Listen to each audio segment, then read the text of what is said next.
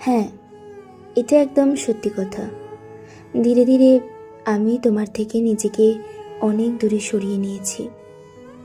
কিন্তু কই, তুমি তো একবারও আমার খোঁজও নিলে না। হয়তো এভাবেই সব কিছু হারিয়ে যাওয়ারই কথা ছিল, তাই শেষটাই মেনে নিতে শিখে গেলাম। তারপর আর ফিরে তাকালাম না।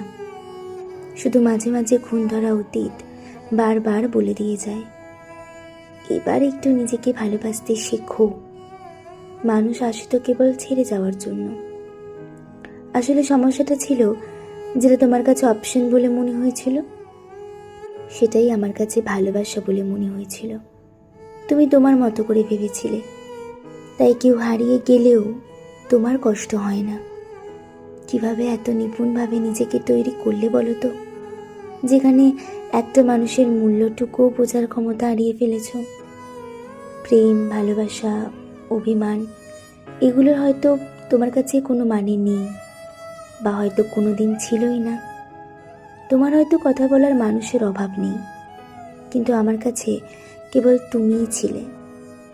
এভাবে হারিয়ে যাওয়াটা তোমার কাছে কিছুই না, সেটা আজ আমি বুঝতে পারি।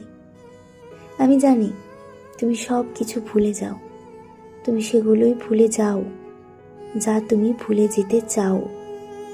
তোমার সেই ভুলে যেতে চাওয়ার তালিকার একজন হলাম আমি। এভাবেই জীবন চলবে।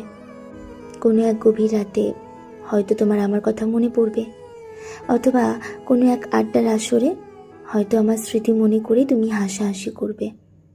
আমার কাছে যে স্মৃতিগুলো বেদনাদায়ক, সেগুলো হয়তো তোমার কাছে হাস্যকর। ব্যাস, আর কি, এভাবেই জীবন চলে যাবে।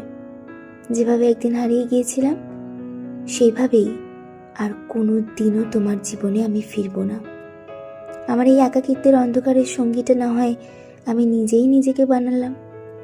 সামনে যে অনেকটা পথ বাকি, যেতে হবে অনেক দূর।